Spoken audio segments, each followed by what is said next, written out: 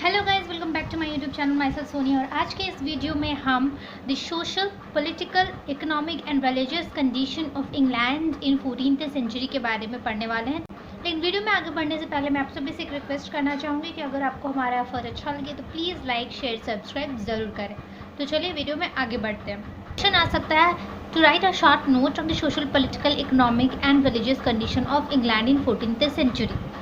तो 14th century in England is known as an age of Chaucer. तो जो 14वीं शताब्दी थी इंग्लैंड में, उसे एज ऑफ चौसर कहा जाता है। चौसर एक बहुत ही प्रसिद्ध राइटर थे और उन्होंने बहुत ही अच्छे अच्छे वर्क लिखे हैं 14th सेंचुरी में इन इंग्लिश उस समय पे।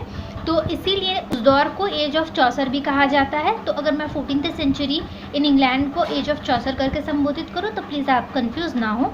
ऐसे एज ऑफ ट्रांजिशन भी कहा जाता है, 14वीं शताब्दी को एज ऑफ ट्रांजिशन भी कहा जाता है, क्योंकि एज ऑफ चौसर तो एक लिटरेचर में जो ट्रांसफॉर्मेशन हो उसकी वजह से बोला जाता है, लेकिन एज ट्रांजिशन इसलिए बोला जाता है क्योंकि England other fields apart from literature, other fields जो है लाइक सोशल, पॉलिटिकल और इकोनॉमिक में भी बहुत ज़्यादा ही ट्रांजिशन हुआ, बदलाव हुआ, जिसकी वजह से इसे एज ऑफ ट्रांजिशन कहा जाता है।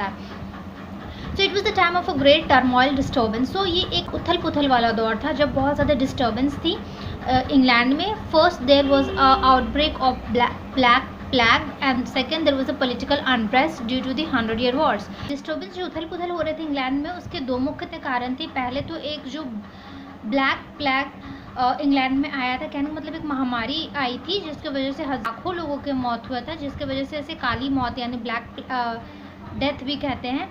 तो इसी वजह से बहुत ज़्यादा लॉस हुआ था। Second there was a political unrest. और दूसरा जो कारण था कि बहुत ज़्यादा ही जो राजनीति थी वहाँ की वो बहुत ज़्यादा ही डिस्टर्ब थी, क्योंकि वहाँ 100 year of war चल रहा था। तो 100 year war क्या था? 100 year war जो था वो इंग्लैंड और फ्रांस के बीच में लड़ाई थी फ्रेंच की गद्दी पाने के लिए, जो अप्रॉक्सीमेटली 100 years तक चला था, इसीलिए 100 year war कहते इसका नाम पड़ा।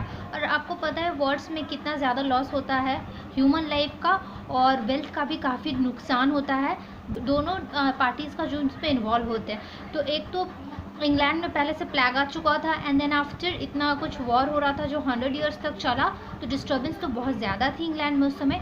Thus the social, political and economic condition are interrelated and dependent on each other। तो इस तरह जो वहाँ के सोशल, पॉलिटिकल और इकोनॉमिक कंडीशन है वो एक दूसरे पे डिपेंडेंट थी और रिलेटेड थी, यानी कि जो कुछ भी इन तीनों फील्ड में हो रहा था वो सबका जो कारण था वो एक दूसरे पे डिपेंड था। तो सबसे पहले सोशल कंडीशन जानते हैं। The age of Chaucer face natural calamities and social unrest. तो एज ऑफ चौसर यानी 14th सेंचुरी में बहुत सारे नेचुरल कैलामिटीज़ आए और इस वजह से जो सोसाइटी थी वो उसमें बहुत ज़्यादा अनरेस्ट की स्थिति पैदा हो गई, जिसमें प्लेग एक बहुत ही इम्पॉर्टेंट रोल प्ले करता है। In 1348 to 1349 came the terrible Black Death that shook the social fabric violently।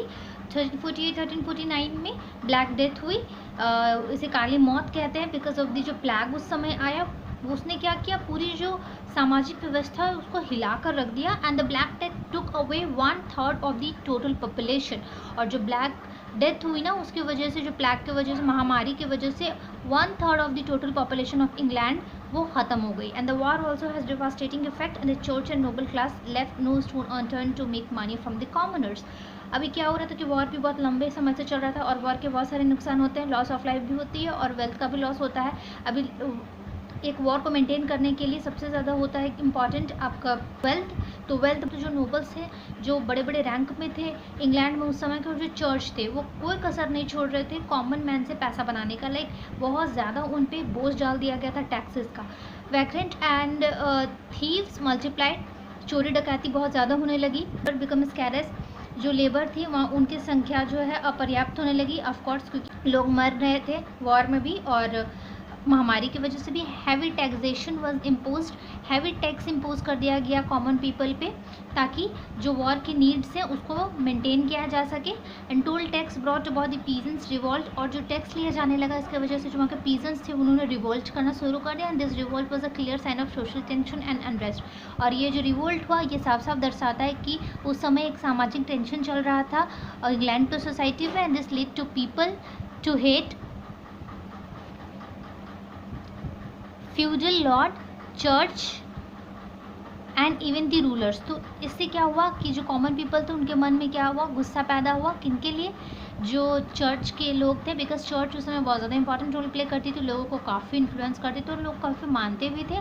और जो रूलर्स थे उसके खिलाफ जो लोगों के मन में नफरत पैदा हो रही थी, people began to question the authority of church. अब लोग जो थे वो जो चर्च की अथॉरिटी है उस पर सवाल करना शुरू कर देते हैं। They start moving to the cities, और वो सिटीज़ की तरफ मूव करना स्टार्ट कर देते हैं, विच मेड फेडरलिज्म डिक्लाइन, जो कि फेडरलिज्म को डिक्लाइन कर देती है। फेडरलिज्म क्या होता है? फेडरलिज्म ये होता है ना कि जो कॉमन पीपल होते हैं वो नोबल्स या हाई रैंक्स जो होल्ड करते हैं पोजीशन, यानी कि रईस जो होते हैं उनके लिए काम करते हैं ये कॉमन पीपल, और बदले में जो नोबल्स वो कॉमन पीपल को लैंड और प्रोटेक्शन देते हैं। तो अब तो लोग सिटीज़ की तरफ मूव कर रहे थे, वॉर वगैरह हो रहा था, लोग मर रहे थे, तो लोगों तो का भरोसा उठ रहा था सारे रूलर्स पे से, और फेडरलिज्म इस तरह अंत होने लगा।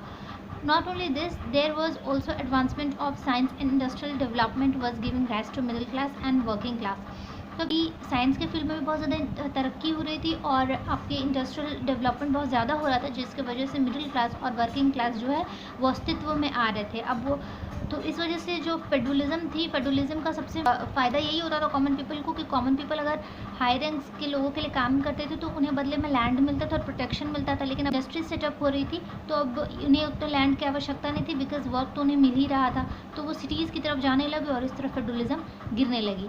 तो ये थी सामाजिक व्यवस्था। अब हम पॉलिटिकल कंडीशन के बारे में जानते हैं कि उस समय पॉलिटिक्स में इंग्लैंड में क्या कुछ हो रहा था। तो age of Chaucer witness the beginning of 100 year Wars.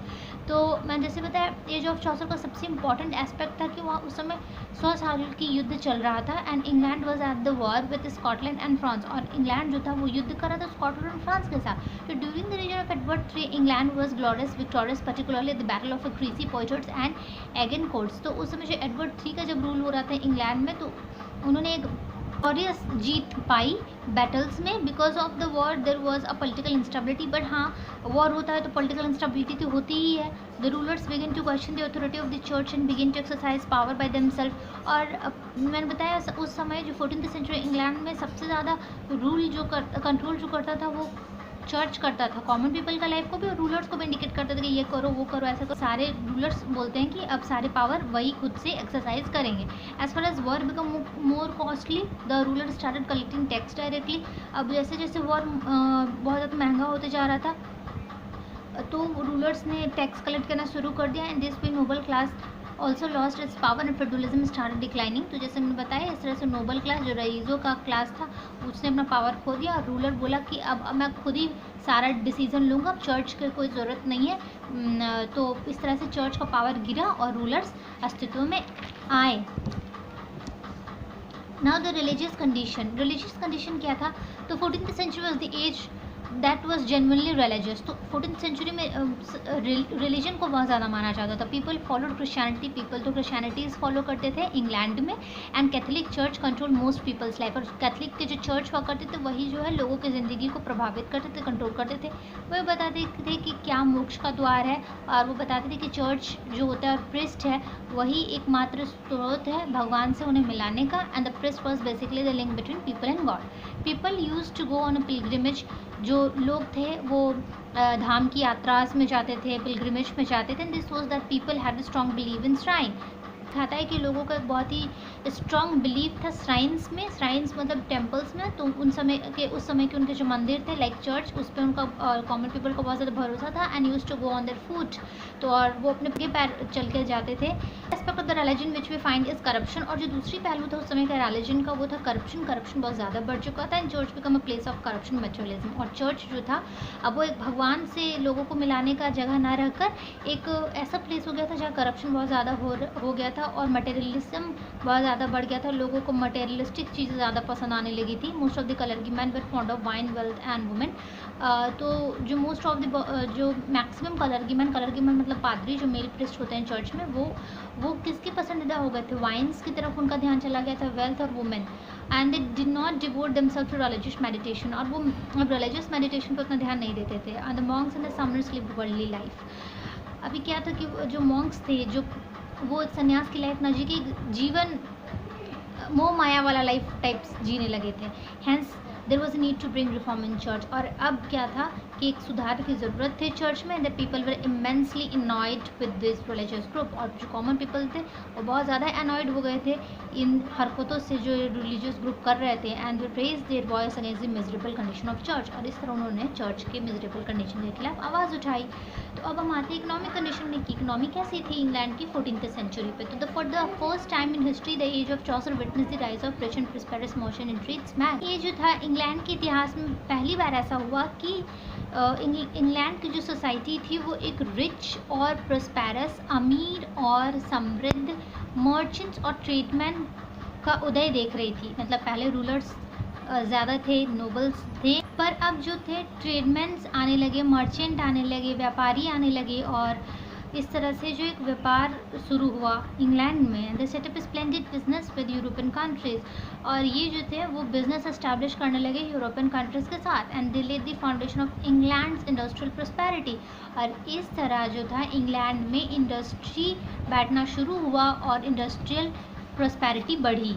Small traders and handicraftsmen like carpenter, the weaver and dyer grew in power. अभी क्या थे, छोटे छोटे जो ट्रेडर्स थे, हैंडीक्राफ्ट जो बनाया करते थे, जो कलाकृति करते थे, और कारपेंटर्स, वेवर्स, वो अब धीरे धीरे अस्तित्व में आने लगे, उनकी पावर बढ़ने लगी।